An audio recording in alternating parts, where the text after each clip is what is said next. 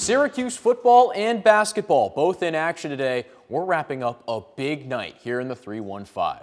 Welcome into sports. I'm Ian Unsworth. Hey, I couldn't go anywhere by myself. My parents had to carry me around and get me to t-ball practice, and the Mets need some more instruction from Buck Showalter and company.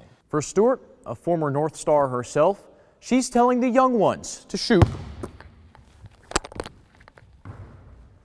for the stars.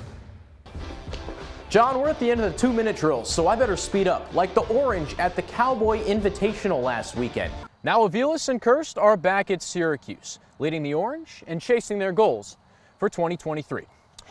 Reporting from Ensley, Ian Unsworth, NCC News. While Jordan Travis was giving the SU defense problems, Central New Yorkers were throwing fits on Twitter. We'll check out some sour oranges in 90 seconds. Stick with us. The hard court is down in the JMA Dome, and Syracuse men's and women's basketball had their first games today. We welcome in Ian Unsworth, who was in the building for both contests. Ian?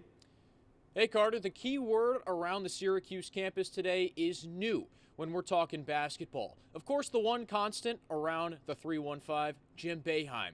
He's been here for 46 years, going on his 47th. But he's brought in 6 new freshmen as well as a transfer. On the women's side, Felicia Leggett-Jack is now leading the SU women's team after 10 years at Buffalo, and she's got 10 newcomers fitting in with 4 returners. So let's tip things off with Felicia Leggett-Jack and the Syracuse women, who took on Stony Brook after an exhibition win over Lemoyne last Thursday. Started off with one of those Buffalo transfers, Deasia Fair, clipping it from downtown. She averaged 23 points per game last year, and that's not the last we'll hear from the senior.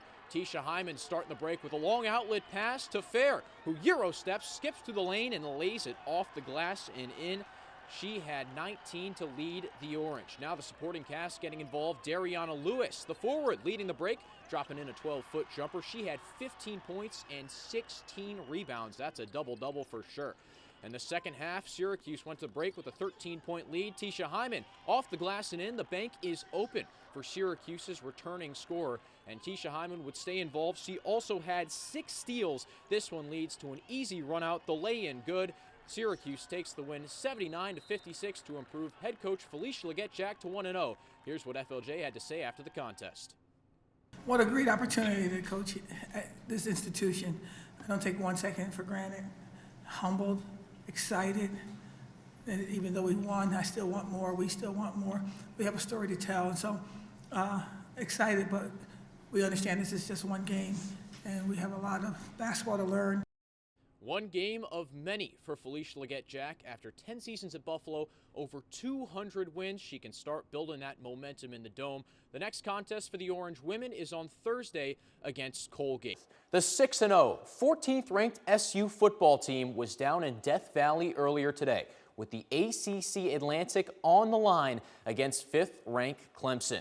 This was the nationally televised noon game. Dabo Sweeney has a 37-game winning streak. Dino Babers trying to break that. Early on, after a Clemson touchdown, Garrett Schrader would find Sean Tucker 12 yards out on a wheel route. We're knotted up at 7 apiece. And trouble with the snap for the Clemson offense. DJ Uiagalelei puts it on the ground. Marlo Wax forces the fumble. Jahad Carter scoops it up. He is a free bird, 90 yards to the house. 81,500 in Memorial Stadium down south, and they are stunned. Syracuse would keep the pressure on near halftime. Schrader scrambles out of the pocket, finds room down the far sideline, dives towards the pylon, and he gets there. It's 21-7. Clemson would tack on a field goal. After 3 Uiagalelei turnovers, the backup Cade Klubnik in on 3rd and 25. He's scrambling, only gets 10 yards, but Elijah Fuentes-Cundiff hits him late. The Syracuse sideline can't believe it. That would bring a lot of momentum the Tigers' way. Into the 4th quarter, finishing off that same drive, Phil Maffa into the end zone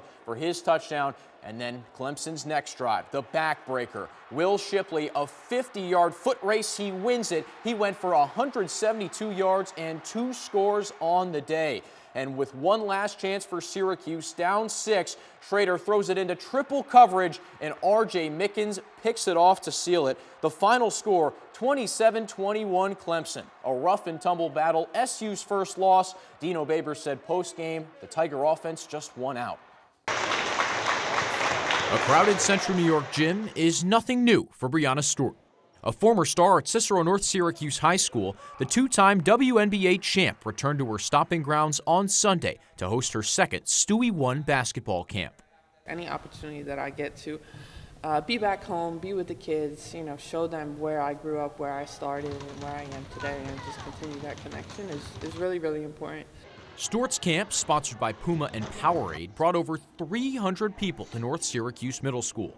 For parents like Sarah Armstrong, it was a chance for her daughter and others to find a new role model. When they can see someone like them who started off in the Central New York community as a young girl, just like them, on local teams, and to see how far she's gone and now she's bringing it back to the youth, I think that's something important for girls to look forward to. The camp ranged from grades 4 through 12. The youngest of all stole the show.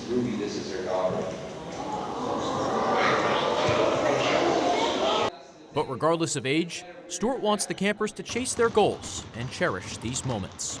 So making sure that they really appreciate everything that they're doing, because soon they'll be, in college or juniors or seniors or whatever, and then you look back and you're like, wow, my high school career went by so fast. Stewart, a former North Star herself, is now using this camp to tell the next generation to shoot for the Stars. Reporting from North Syracuse, Unsworth, NCC News.